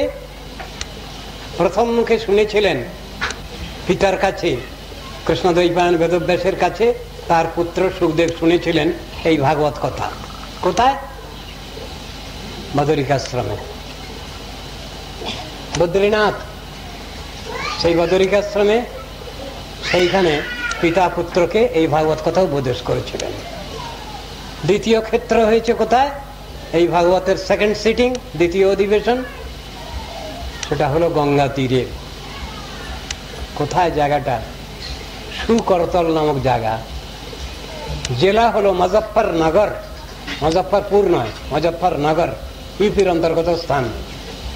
সেইখানে গঙ্গা তীরে প্রায় উপবেশনে বসে আছেন রাজা পরীক্ষিত। 7 দিনে তক্ষক সর্পদংশনে তার মৃত্যু হবে, সেই রাজা পরীক্ষিতের। তাই তিনি জিজ্ঞাসা করেছেন, আমি কি করব? আমার তো মাত্র 7 দিন পরমায়ু, আমি কি করব? ভগবানকে কি করে পাই এই 7 দিনের মধ্যে? তো বললেন আপনি ভাগবত কথা শ্রবণ করুন, তার দ্বারাই আপনার ভাগবত প্রাপ্তি। ভাগবত কথা শুনতে বলছেন রাজা। রাজা বোকা নন, পরম ধার্মিক রাজা পরীক্ষিত রাজা। ভাগবত শুনছেন, 7 দিন বসে, খাওয়া দাওয়া সব বন্ধ, এই ভাগবত কথা শুনছেন। সেই সভায় হাজার হাজার মুনি ঋষি বসে আছেন, তারাও ভাগবত শুনছেন। ভাগবতের দ্বিতীয় অধিবেশন হয়েছে ওই স্থানে, শুকরতলে। এই ভাগবতের তৃতীয় অধিবেশন, থার্ড সিটিং হয়। স্থানটা হলো সেও ইউপির অন্তর্গত স্থান। জায়গা হলো নৈমিষারণ্য, নৈমিষকানন, যেখানে শৌনকাদি ঋষিগণ, যেখানে হাজার হাজার সব উপস্থিত আছেন, এবং সেখানে বক্তা হলেন সুত গোস্বামী, সুখদেবের শিষ্য। এখানে যিনি ভাগবত শুনছেন 7 দিন ফরমাই পার। আমাদের কদিন ফরমাই আমরা জানি? যেহেতু জানি না, ওই জন্যই আমরা বেপরোয়া। যদি ভগবান জানিয়ে দেন, বুঝিয়ে দেন তোমার এই কয়দিন ফরমাই, তাহলে হয়তো একটু চেষ্টা হয় আমাদের, দেখি বাবা এর ভিতরে একটু সময় চেষ্টা করে দেখি। সময়টা জানি না বলেই বেপরোয়া হয়েছি আমরা। সুখদেব গোস্বামী তিনি জানতে পেরেছেন, ঋষিগণের কাছে বললেন আমি খুব কৃতজ্ঞ আপনাদের কাছে, আপনারা আমার শেষ সময়টা জানিয়ে দিয়েছেন, আমাকে সাবধান হওয়ার সুযোগ দিয়েছেন। তাই এখানে শ্রী শুক উবাচ, সুখদেব বলছেন লীলা কথা ভগবানের, আর হাত জোড় করে পরীক্ষিত রাজ শুনছেন। এমন তন্ময় তিনি হয়েছিলেন এই ভাগবত কথা শ্রবণ করতে করতে, ভগবানের লীলা কথায় আবিষ্ট হয়েছেন। কখন এসে তাকে তক্ষক সর্প দংশন করেছে তিনি জানতে পারেননি। বলে এটা হয়? বলে হ্যাঁ হয়। এই জগতের যত সাহিত্যিক আছেন, যত কবি আছেন, যত লেখক আছেন, প্রত্যেকেই এক একজন যোগী। তারাও খাওয়ার পর অনেক সময় ভুলে যান। এই জিনিস এমনই। শাস্ত্র কথা শ্রবণ করতে করতে সুখদেব গোস্বামীর কথা শ্রবণ করে কাছে পরীক্ষিত রাজাও ধ্যানস্থ, খাওয়া দাওয়া সব ভুলে গেছেন, তন্ময় একেবারে ভগবত চিন্তায়। কখন তক্ষক এসে তাকে দংশন করছে তিনি জানতেও পারেননি, বুঝতেও পারেননি। বলে এটা হয়? বলে হয়। দেহ স্মৃতি নাহি যার, সংসার খুব কাহা তার। যিনি দেহ স্মৃতি হারিয়ে ফেলছেন ভগবত চিন্তায় মগ্ন হয়ে, এই অবস্থা তার পক্ষে সম্ভব। সুখদেব বলছেন ক্রীড়া শক্তিষু গোপেষু তদগাব দুরচারিণী শৈরং চরন্ত বিবিষু স্ত্রীণলোভেন গহ্বরম। যে কথা আমি আগেই আপনাদের বলে গেছি, পুলিন ভোজন হয়ে গেছে কৃষ্ণ বলদেবকে নিয়ে সখাগণের, তারপরে খেলাধুলা তারা শুরু করেছেন। সেই অবস্থায় কি ঘটনা ঘটছে সেইটা সুখদেব বলে যাচ্ছেন। ছেলেপেলেরা সব খেলায় প্রমত্ত, কিছু ঠিক থাকে না। খেলা চিরদিনই খেলা, কিন্তু এখানে খেলাটা আর এক রকমের। ভগবানের বেলায় খেলা, যত দোষ মানুষের বেলা। কথা বলছে আজকাল সমাজ, তার্কিক সমাজ। কৃষ্ণের বেলায় লীলা খেলা, যত দোষ মানুষের বেলা। আশ্চর্য, কৃষ্ণের বেলায় সত্যই লীলা খেলা, মানুষের বেলায় নয়। ওটা বাদ প্রতিবাদ করা আছে ভাগবতে। তা খেলাটা খেলাই, বাস্তব ঠিক নয়। সেই খেলাটা তার মধ্যেও একটা ছন্দ আছে, তার ভিতরেও আইন কানুন আছে, কিন্তু সেই খেলা যখন মারাত্মক আকার ধারণ করে, সেই খেলায় যখন গোলাগুলি চলে, তখন তাকে খেলা বলা হবে? আর তখন আর তাকে খেলা বলা হয় না। এ নিয়ে আলোচনা আছে বর্তমানে দুনিয়ায়। শাস্ত্রেও আলোচনা আছে, খেলা খেলাই, সেখানে হিংসার কোনো তাণ্ডব নৃত্য চলে না। কিন্তু বর্তমান জগতে চলছে, ফুটবল খেলাই হোক, ক্রিকেট খেলাই হোক, যে কোনো এতেই গন্ডগোল চলছে। ওটা করা উচিত নয়। সেখানে যেসব ডিসিপ্লিন আছে, আইন কানুন আছে, সেগুলো সব মেনে নিতে হয়, মেনে নিয়েই খেলা খেলতে হয়, তা নাহলে গন্ডগোল। ভগবান এখানে সখাগণকে নিয়ে খেলায় প্রমত্ত হয়েছেন। এই অবসরে তাদের গাভী গোবৎস সব অন্যদিকে চলল। শিক্ষা কি? ভগবানকে ছেড়ে, ভগবানের আনুগত্য ছেড়ে আমরা জৈব জগৎ, মনুষ্য গোষ্ঠী, আমরাও যখন স্বাধীনভাবে তখন চলতে শুরু করি, যথেচ্ছাচারী হয়ে যায়, আইন কানুন না মেনে, নীতি আদর্শ না মেনে, তখন আমাদেরও ওই রকম অবস্থাই হয়। এই গাভীগুলোর যে অবস্থা হচ্ছে, চরম অবস্থা কি হলো? তারা দাবাগ্নির মধ্যে পড়ে গেল, বিপদ এলো। যখনই আমরা ভগবানের নাম বিস্মৃত হই, ভগবান বলে বস্তু তার আনুগত্য অস্বীকার করি, তখনই আমাদেরও এইরকম বিপদ আপদ হয়। বুঝাচ্ছে না এখানে?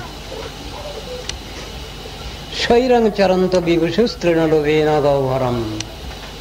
কচি কচি ঘাস খাবে, এই লোভেতে গাভী গোবৎসগুলো তাদের মালিকের মালিকানা ছেড়ে দিয়ে নিজেরাই চলল। এর ফল খারাপ। মালিকের মালিকানা অস্বীকার করলে যা হয়,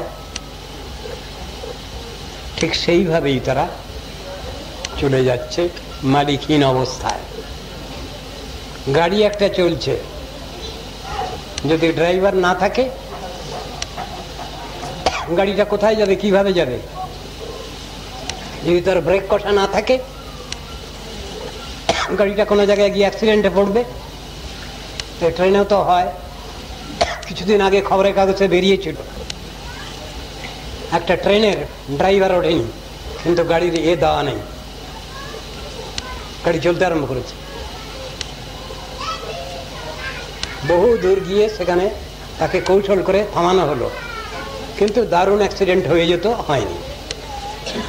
এইরকম হয়। একটা কোনো বাস, কোনো একটা গাড়ি স্টার্ট দেওয়া আছে, সেই অবস্থায় চলে গেছে ড্রাইভার কোনো হয়তো দোকানে, গাড়ি চলতে আরম্ভ করেছে, বহু লোককে খুন করে দিয়ে চলে গেল, নিয়ে অ্যাক্সিডেন্টে পড়ে গেল। গাড়িরও বিপদ হলো, গাড়ির মালিকেরও বিপদ হলো, ড্রাইভারেরও বিপদ হলো, লোকও অনেক মারা গেল। মালিকের আনুগত্য ছেড়ে দিয়ে চললে পরে যে অবস্থা হয়, সেটা এখানে শেখাচ্ছেন। আমরা যদি ভগবানের সংসারে বাস করি, তাহলে তাকে মানতে হবে, তিনি মূল গার্জিয়ান, সুপ্রিম অথরিটি, সে কথা শিক্ষা দিচ্ছেন। শাস্ত্র সুন্দরভাবে বুঝানো আছে। আজ সময় বেশি হয়ে যাচ্ছে, আজকে এখানে থাক, কালের পর থেকে ভালোভাবে আলোচনা করি। গোপেশু তদ্গাবদুরচারিণী শৈরং চরন্ত বিভৃষু তৃণলোভেন গহ্বরম। আলোচনা করেছি আমরা যে ভগবান শ্রীকৃষ্ণ কুলীন ভোজনের শেষে সখাগণকে নিয়ে খেলাধুলায় প্রমত্ত হলেন। সেই সময় তাদের লাল্যপাল্য, যে গাভী গোবৎস ইত্যাদি, এরা এই সুযোগে বহু দূরে চলে গেল।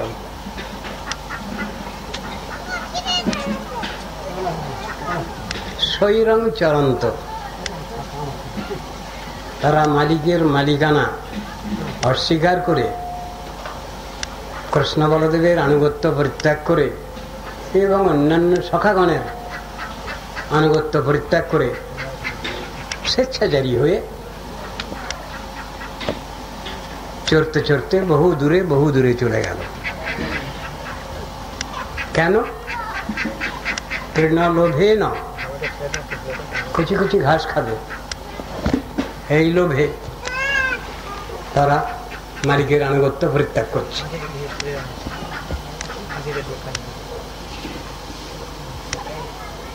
শিক্ষা এখানেই, শিক্ষা এখানেই ভগবান আমাদের মূল মালিক, রক্ষাকর্তা, পালন পোষণ কর্তা। যতক্ষণ পর্যন্ত এই চিন্তা ভাবনা আমাদের থাকে ততক্ষণ পর্যন্ত আমাদের কোনো অসুবিধা হয় না সংসারে। আর যখনই সেই প্রেমময় স্নেহময় ভগবানকে যখন ভুলে যাই আমরা, তার নাম নিতে ভুলে যাই আমরা, ঠিক সেই সময়ই আমাদের চারিদিক দিয়ে সব বাধা বিপত্তি সব এসে হাজির হয়। শিক্ষা হচ্ছে এখানে এই, আমরা সংসারে বিভিন্ন রূপ মাইক বন্ধনে পড়ে আছি। সব সময় কিছু না কিছু কাজ আমরা করবার জন্য চেষ্টা করছি। শাস্ত্র বলছেন কাজ তো অনেক রকমের, কর্মজগৎ, কর্ম তো অনেক রকমের। কোন কর্ম আমরা করব? শাস্ত্রে প্রশ্ন, শাস্ত্রই উত্তর দিচ্ছেন এমন কর্ম করো যে কর্ম শুধু ভগবানের প্রতিকামনায় অনুষ্ঠিত আচরিত হবে সংসারে। তৎকর্ম পরিতোষণং যৎসৎ সা বিদ্যা তন্মতির জয়া। সেই কর্মই করা কর্তব্য যাতে ভগবান প্রীত হন, খুশি হন, সন্তুষ্ট হন। সা বিদ্যা তন্মতির জয়া। কেউ লেখাপড়া শিখছেন, লেখাপড়ার শিক্ষার চরম অবস্থা তিনি পেতে পারেন, আপত্তি নাই, যদি ভগবানে যদি তার শ্রদ্ধা ভক্তি থাকে, ধর্মে যদি তার বিশ্বাস থাকে। বিশ্বাসটা শুধু মামুলি নয়, আন্তরিক বিশ্বাস। সেটা ব্যাখ্যা করেছেন শাস্ত্রে। সে বিশ্বাস কেমন? যেখানে যেটা আমি পাবো, আইন করা আছে, নিয়ম করা আছে, সেই বিষয়ে বিশ্বাস, অর্থাৎ বাস্তব বস্তুতে বিশ্বাস। অবাস্তব বস্তু এই জগতে প্রচুর রয়েছে, ধ্বংসশীল ক্ষয়িষ্ণু বস্তু, জাগতিক বস্তু। কিন্তু কৃষ্ণই যেখানে বিষয়, আমাদের মূল লক্ষিতব্য বিষয়, সেই বস্তুর প্রতি যদি শ্রদ্ধা রাখি, বিশ্বাস রাখি, তার সাধন ভজন করলে আমাদের কল্যাণ হবে, এই বিশ্বাস যদি রাখি, তাহলে সেখানে কোনো গন্ডগোল হচ্ছে না। মূল মালিক মালিকানি, তার সেবা, আর কর্মচারী কর্মচারিণীর সেবা, নিশ্চয়ই দুটো একই কথা নয়, পৃথক জিনিস। মূল মালিকের সেবা যেখানে হচ্ছে সেখানে অসুবিধা কিছু নাই। যদি মনে করি আমরা যে আধিকারিক দেবদেবীগণের সেবা যদি আমরা না করি তাহলে আমাদের বোধহয় কিছু ক্ষতি হবে, ঠিক এই রকম ধারণা মূলেতেই আমাদের আধিকারিক দেবদেবীর পূজা উপাসনার কথা প্রচারিত হয়েছে। কিন্তু বেদ, বেদান্ত, উপনিষদ, গীতা, ভাগবত, রামায়ণ, মহাভারত আমাদের এই শিক্ষা দেননি। তারা দিয়েছেন মূল মালিকের সেবা করো। যদি তোমার প্রয়োজন পড়ে কোনো আধিকারিক দেবদেবীর সাহায্য, ততটুকু নেবে, কিন্তু ইচ্ছা তোমার, আকাঙ্ক্ষা তোমার থাকবে মূল মালিকের সেবা। একটা কথা সংসারে চলে, আমরা শুনতে পাই, হরিভক্তি আছে যার সর্বদেব বন্ধু তার। যার হরিভক্তি আছে, যিনি হরিভক্ত, যিনি ভগবান শ্রীকৃষ্ণের উপাসনা করেন, স্বভাবতই অন্যান্য আধিকারিক দেবদেবীগণ তাদের সম্মান প্রদর্শন করেন। কেন?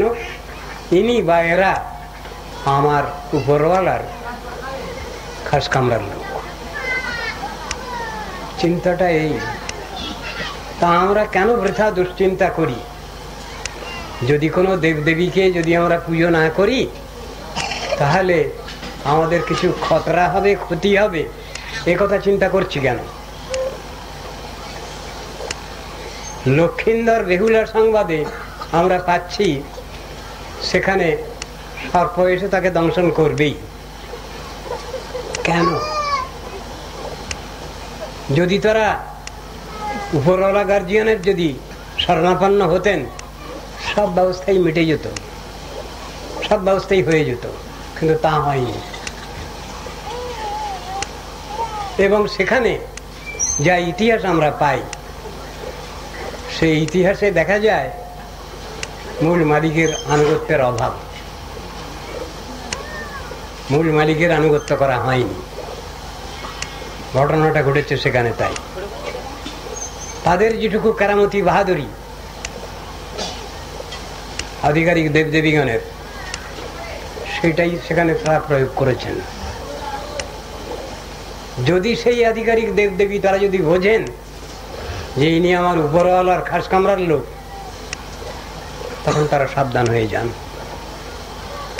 কর্মচারী কর্মচারিণী এরা তো ভুল দোষ ত্রুটি করতেই পারেন, কিছু করা স্বাভাবিক। আমাদের উপরওয়ালা গার্জিয়ান মণি ঋষিগণ তারা বলছেন আমাদেরও কখনো কখনো ভুল হয়ে যায়। মণি ঋষিগণের ভুল হয়? ভুল হয় না। তথাপি একটা কথা বাজারে আছে, মুনিনাঞ্চ মতি ভ্রমা টু ভেরি হিউম্যান, কথাটা আছে। কেন? এটা আমাদেরই কল্যাণ বিধানের জন্য, আমাদেরই অহংকার, দম্ভ দর্প অভিমান অহংকার যাতে না থাকে, সেই জন্যে সেই পরম দয়ালু কৃপালু মুনি ঋষিগণ তারাই বলছেন যে আমাদেরও কখনো কখনো ভুল হয়ে যেতে পারে, দৈন্য করে বলা হয়। ত্রিকালদর্শী মহাপুরুষ, সত্যসন্ধ, ত্রিকালজ্ঞ মুনি ঋষিগণ তাদের বিশেষণ। এ কথা কি? এর পরেও দেখুন স্বয়ং ভগবান তিনিও বলছেন আমার কখনো ভুল হয়ে যেতে পারে। কেন এ কথা? যার কখনোই ভুল হয় না, যিনি সমস্ত ভুলের নিয়ন্তা, তিনিও দৈন্য করে বলছেন গোপীগণের কাছে আমারও কখনো কখনো ভুল হয়ে যেতে পারে। এটা তার দৈন্য। তিনি গোপীগণের কাছে স্নেহের ঋণ, প্রেমের ঋণ পরিশোধ করতে পারছেন না বলে ক্ষমা প্রার্থনা করছেন। মূল মালিক, যার কারো কাছে কোন রকম দৈন্য প্রকাশ করবার প্রয়োজন হয় না, সুপ্রিম অথরিটি, তাকে বলছেন সরাট লীলা পুরুষোত্তম, সুপ্রিম অটোক্র্যাট শব্দটা বলছেন। তারপরে কারো কথা চলবে না, তিনি যা বলবেন সেটাই আইন, সেটাই শাস্ত্র, সেটাই জাজমেন্ট, মূল মালিকের হাকিমের রায়। তাকে বলা হয়েছে শাস্ত্র। শাস্ত্র শব্দ ব্যাখ্যা কি করা হলো? শাস্ত্র স্ট্রং প্রত্যয় করে শাস্ত্র শব্দ নিষ্পন্ন হয়েছে, মানে শাসনবাণী। কার শাসনবাণী? যার পরে কারো কথা চলবে না, তার শাসনবাণী, তার নাম শাস্ত্র। সেই শাস্ত্র বিধি নিষেধাত্মক, পজিটিভ নেগেটিভ দুটো সাইড নিয়ে আলোচনা। সেই শাস্ত্র সম্বন্ধ, অভিধেয়, প্রয়োজন তত্ত্বাত্মক। ভগবান কে? আমি জীবাত্মা কে? তার সঙ্গে আমার সঙ্গে কি সম্পর্ক আছে? যদি সম্পর্ক আছে তাহলে কেন আমি তাকে ছেড়ে এই বৃথার মাইক সংসারে ব্রহ্মাণ্ডে বিচরণ করছি? কি জন্য আমার এখানে আসার প্রয়োজন ছিল? কি করছি আমি? কি করা দরকার ছিল? মৃত্যুর পর পুনরায় আমি কোথায় যাচ্ছি? আমার কি কর্তব্য থাকছে? ভগবান কি? জীবাত্মা কি? মায়া কি? ভগবত ভক্তি কি? সাধন ভজন কাকে বলে? এইসব বিষয়ে যে প্রশ্ন, সেইগুলো জানা বোঝাই হলো সাধন ভজনের অবস্থা। ভুলে যাচ্ছি আমরা এটা। এইগুলোকে ভুলে যেগুলো দরকার নেই বেশি, নেগেটিভ সাইড, সেইগুলো নিয়েই আমরা চলছি ফিরছি। তাই শাস্ত্র সবসময় আমাদের সাবধান করে দিচ্ছেন, তোমরা একবার চিন্তা ভাবনা রাখো, কেন এসেছো সংসারে। শাস্ত্রই তো প্রশ্ন করেছেন, উত্তরও দিয়েছেন। কৃষ্ণ ভজিবার তরে সংসারে আইনু, মিছে মায়া বদ্ধ হয়ে বৃক্ষ সম হইনু। কথাটা যদি কৃষ্ণ ভজবার জন্যই এ সংসারে আমাদের আগমন, তাহলে কেন তাকে ভুলে যাচ্ছি, মূল মালিক যিনি? সেই প্রশ্ন, তা উত্তরটাও তো সঙ্গে সঙ্গে দেওয়া আছে। উত্তরটা তো আমরা শুনছি না, বুঝছি না, বুঝবার চেষ্টা নাই। চেষ্টা থাকলে সবই হয় সম্ভব, ইচ্ছা থাকলেই উপায় হয়। There is a will, there is a way. কিন্তু ইচ্ছাটা তো আমরা করছি না, দোষ চাপিয়ে দিচ্ছি ভগবানের ঘাড়ে। আমার নিজের কোনো দোষ নাই, আমাদের কোনো দোষ নেই। দোষ কার? সব দোষ, যত দোষ নন্দ ঘোষ, সব ওই ভগবানের উপরে। যত কিছু হবে না, এভাবে আইনের হাত থেকে এড়িয়ে যেতে পারবো না আমরা। আমি যেমন কর্ম করি তেমনই ফল পাই। ভগবান সর্বোপরি মালিক, কিন্তু কর্ম যখন আমি যেমন করছি, ফলটা তো সেরকমই আসছে। সেই কথাই শাস্ত্রে বুঝানো হলো। ভগবান নিজে বলছেন, দেখো আমি কর্মফল দাতা, শাস্ত্রে বলা আছে, শাস্ত্রে প্রচারিত এটা। কিন্তু তোমরা চিন্তা করো, আমি তো নিরপেক্ষ ব্যক্তি। এমন নিরপেক্ষ ব্যক্তি জগতে কেউ হয় না। আমি অনন্ত বিশ্বে অনন্ত জীবাত্মার কল্যাণ কামনা করি। কেন? তারা আমার ছেলেপুলে, আত্মীয় স্বজন। কিন্তু যে যেমন কর্ম করে সে তেমন ফল তার পায়। এটা তো অনস্বীকার্য, এটা স্বীকার করতেই হবে। সুতরাং আমি কর্মের ফল দিচ্ছি না, আইন মতই, আইন মোতাবেক ওটা হচ্ছে। তাই গীতায় অস্বীকার করলেন কর্মফলের কথা ভগবান। না কর্তৃত্বং না কর্মাণি লোকস্য সৃজতি প্রভু ন কর্মফল সংযোগং স্বভাবস্তু প্রবর্ততে। আমার কোনো কর্তামি করার ইচ্ছা নাই। জীবের স্বাভাবিকভাবে যে কর্মাচরণ করে তাই তার ফল সে পায়। বুঝাচ্ছেন, না দত্তে কস্যচিৎ পাপং ন চৈব সুকৃতং বিভু অজ্ঞানেন বৃতং জ্ঞানং তেন মুহ্যন্তি যন্তব। এরা যেমন কর্ম করছে সেই অনুসারে ফলটা পেয়ে যাচ্ছে, আইন অনুসারে। আমি দেখছি এরা কি করছে। আমি তো এদের কোনো অভাব রাখিনি। এদের জ্ঞান দিয়েছি, বিবেক দিয়েছি, বিচক্ষণতা দিয়েছি, বৈরাগ্য দিয়েছি, সব কিছু দিয়েছি আমি এদের, এই মনুষ্যকে। আমি কোনো কিছু বাদ রাখিনি। এবং এই মনুষ্যই আমার শ্রেষ্ঠ সৃষ্টি। একে সব জ্ঞান গরিমায় আমি একে উন্নত রেখেছি। তাকে শুধু বিবেচনা করে চলতে হবে। ভালোটাকে ছাড়ো, খারাপটাকে গ্রহণ করো। আমি তাদের বিবেক দিয়েছি, বিচক্ষণতা দিয়েছি, সেই কথা শাস্ত্রে বুঝানো আছে। যে অধ্যায়টা আমরা আরম্ভ করেছি, এই অধ্যায়টা হলো ভগবান আমাদের যে স্বাধীনতা দিয়েছেন, সেই স্বাধীনতার অপব্যবহার করে যাচ্ছি আমরা। যারা স্বাধীনতার সদ্ব্যবহার করছেন তাদের অসুবিধা হয় না বেশি কিছু, কিন্তু যারা স্বাধীনতার অপব্যবহার করেন তারা কষ্ট ভোগ করেন। সে কষ্ট ভোগের জন্য ভগবানকে দায়ী করা চলবে না। তিনি স্নেহময়, তিনি প্রেমময়। বাচ্চার দুঃখ কষ্ট দেখলে তার প্রাণ কাঁদে,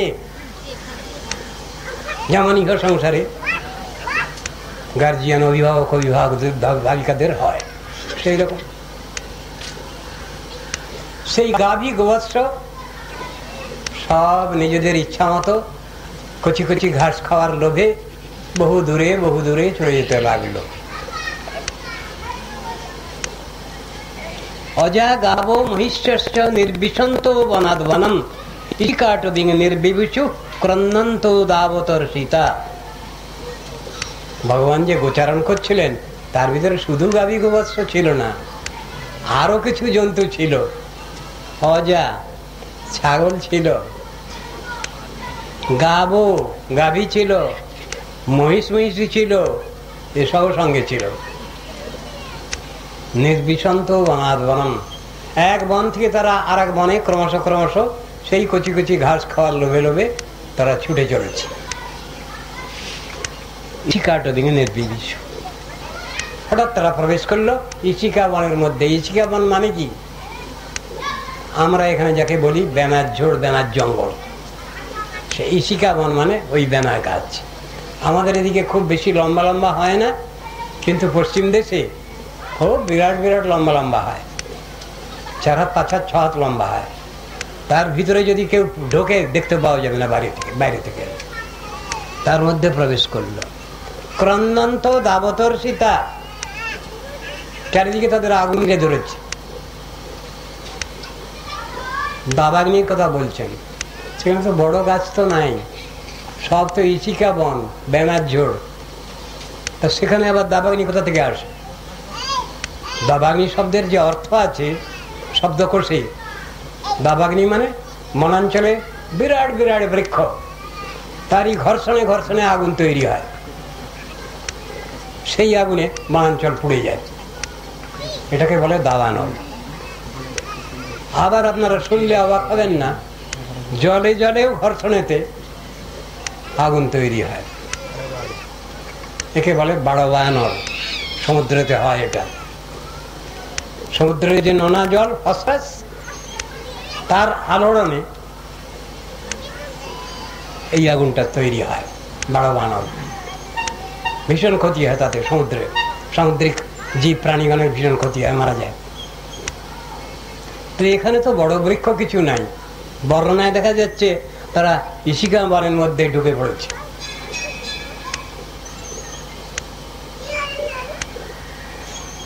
তে অপশ্যন্ত পশুন গোপা কৃষ্ণ রামাদয়স্তদা জাতানুতাপানা বিদুর বিচ্ছিন্নন্ত গবাঙ্গতিম। খেলাধুলা যখন শেষ হয়েছে তখন সখাগণ, কৃষ্ণ সখাগণ সবাই দেখছেন তাদের পাশে গাভী গোবৎস কেউ নাই। কৃষ্ণ বলদেব তো তাদের সঙ্গে আছেন। অন্য সময় কৃষ্ণ বলদেবকে বললে তারা সব গাভী গোবৎস সব ফিরিয়ে আনেন, তার জানা আছে সর্বজ্ঞ ভগবান। কিন্তু এখন কি হলো, বিপদ আপদ একাকি আসে না, মিসফরচুন নেভার কামস অ্যালোন, আরো কিছু সঙ্গে নিয়ে আসে। তাই স্বয়ং ভগবান আছেন সঙ্গে, তাকে কিছু জিজ্ঞাসা করলো না সখারা। গাভী গোবৎসগুলো তারা তো চলে গেছে, কিন্তু কৃষ্ণ সখাগণ তো কৃষ্ণ বলদেবকে কিছু জিজ্ঞাসা করবেন, তারাও কিছু জিজ্ঞাসা করলেন না। মালিক তারা, মূল মালিক, পার্টির হেড স্বয়ং ভগবান, তাকে মানল না এরা। জাতানু তাপা গেল সব। গাভী গোবৎসই তাদের একমাত্র ধন, উপার্জনের, আয়ের, সব গেল। কি করবে তারা? কৃষ্ণ বলদেবকে না জিজ্ঞাসা করে নিজেরাই বাহাদুরি করে সেই গাভী গোবৎসকে খুঁজতে বেরোলো। কিভাবে? ওই কচি কচি ঘাস ছুঁড়ে খেয়ে গেছে সেই সব চিহ্ন, গাভী গোবৎসের পদচিহ্ন দেখে দেখে অনুসরণ করে তারা চলতে লাগলো। কিন্তু দুর্ভাগ্য, সেই গাভী গোবৎসের দলকে খুঁজে পেল না তারা। তৃণৈঃসৎক্ষুরদৈশ্চিহ্নৈর গোষ্পদৈরঙ্কিতৈর গবান মার্গমন্নগমন সর্বে নষ্ট জীব্যা বিচেতস। সে গরুর পায়ের খুরের দাগ আর ওই কচি কচি ঘাস ছুঁড়ে খেয়ে গেছে, খুঁজতে খুঁজতে গিয়ে মাঝখানে সব অদৃশ্য, মিলিয়ে গেছে, আর চিহ্ন নাই কিছু। কিন্তু তথাপি তারা আন্দাজ করে করে বহু দূর যেতে লাগলো, পেল না তারা, গাভী গোবৎসের সন্ধান পেল না। সুতরাং তাদের উপজীবিকা নষ্ট হলো, নষ্ট জীব্যা। খুব দুঃখ করতে লাগলো তারা, হায় হায় আমাদের তো সব উপজীবিকা সব গেল, সব হারিয়ে ফেললাম। আমাদের মালিকরা সব আমাদের দিয়েছিল গোচারণ করতে, তা তাদের তো দেখিনি, আমরা খেলাধুলাতে মত্ত ছিলাম, এখন কি হবে? হায় হায় করতে লাগলেন তারা। গোবৎস শহর সেই